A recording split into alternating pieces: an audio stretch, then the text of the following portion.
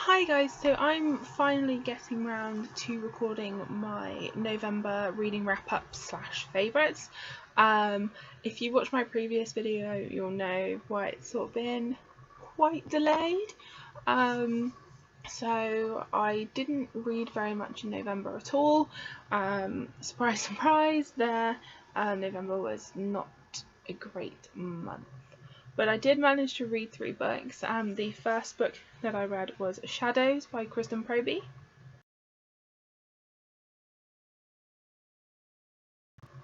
I actually read this book quite quickly at the beginning of the month. Obviously, it's the first book I read. And I really enjoy Kristen Proby's books. She writes romance books. But this was sort of a twist. It was a sort of a paranormal romance. She's delved into that slightly before with one of her Bordeaux series, but this was the first in a new series set in New Orleans, and it's about 3 sisters that all have kind of psychic abilities, and the first one is about the oldest sister, and she sort of sees the dead, and then these girls start going missing, and they start following her, trying to warn her. And then there's like a sort of a FBI profiler in town, and they meet, and there's kind of a romance. I feel like the romance was very insta-love. I wish there'd been a little bit of more of a build there, but the actual paranormal stuff I really enjoyed, and I'm really looking forward to seeing where this series goes with the other sisters, because they all have different gifts. So yeah, I'm excited to see what happens there. One of the sisters knows what happens and knows like a piece of furniture's history, so she touches things and she sort of sees visions and stuff, and the other one is a witch of some kind. I can't quite remember, but yeah, I really enjoyed that.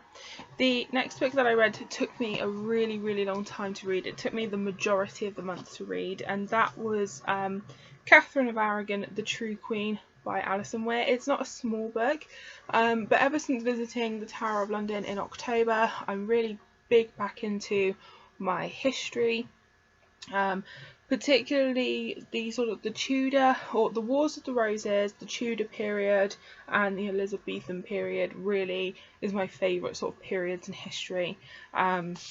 And that's the period in history where the Tower of London became infamous.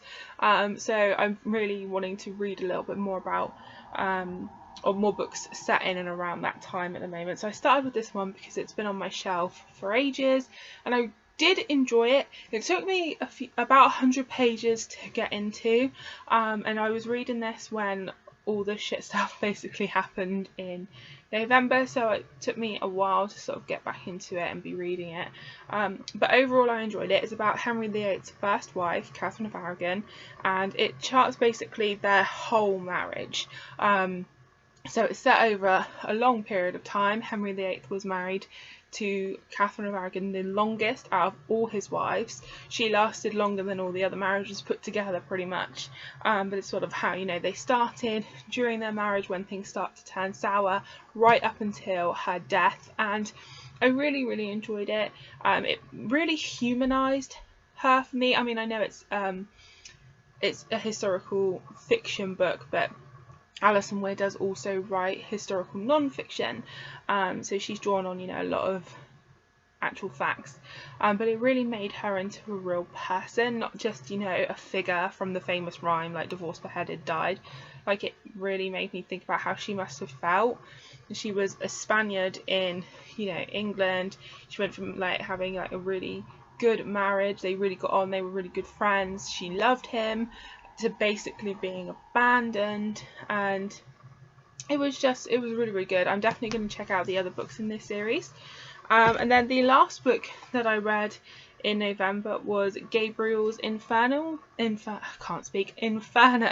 by Sylvain Reynard.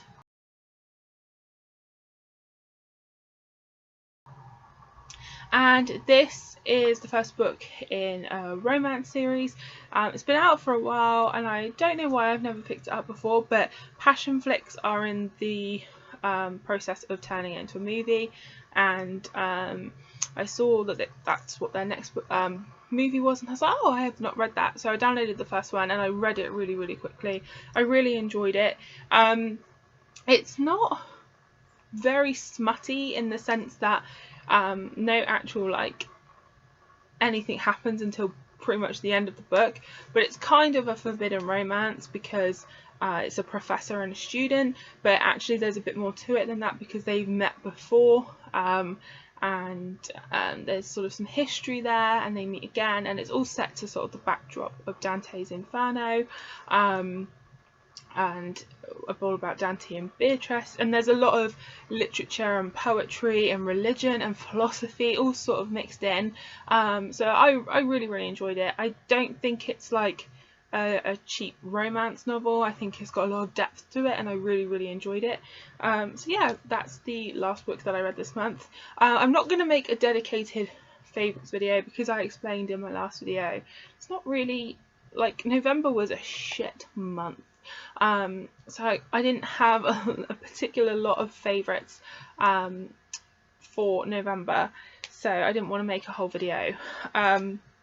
But I will say that I did get the Jeffree Star and Shane Dawson conspiracy palette. I was so excited when it arrived, but then it was a couple of days later that then we lost Rosie, and then I just wasn't in the mood anymore. It lost its sparkle, but I don't want to blind you guys with the mirror.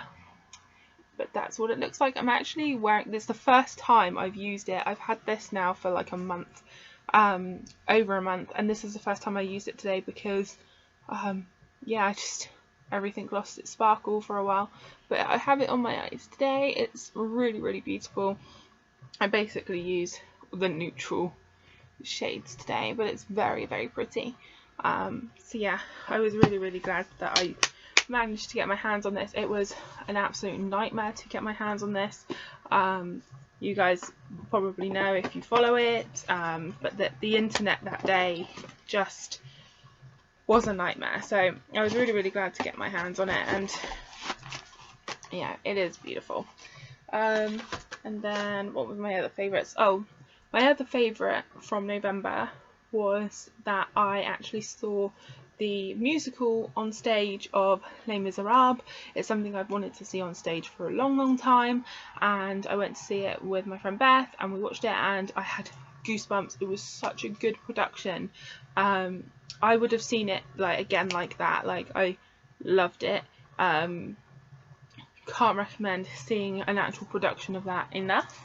And then the last thing that I think I'll mention is this, and it's a photo book, and I'm going to try not to cry, but I had a photo book made of Rosie and some of my favourite pictures. I've never made a photo book before, but it arrived and I just love it. It has literally some of my absolute favourite pictures of her in it, and it's like a really nice quality, like a thick card.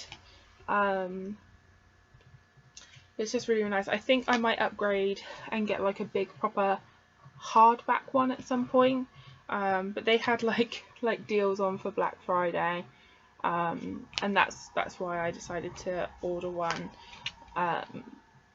But yeah, I love it so much because I don't have a lot of space on my walls to put frames, but I wanted to have, you know, a lot of my favourite pictures printed, so I decided that, you know, this was probably the way to go, and I'm really, really happy with it.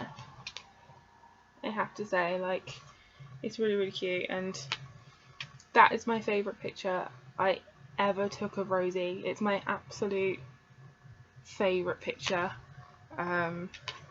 There's a lot of good pictures of her. She was a very photogenic dog when she would stand still long enough for you to take a picture.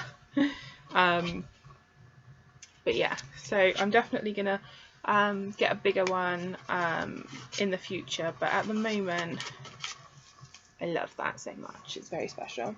So yeah, that's everything for this time, guys. Thank you so much for watching, and I'll see you all soon.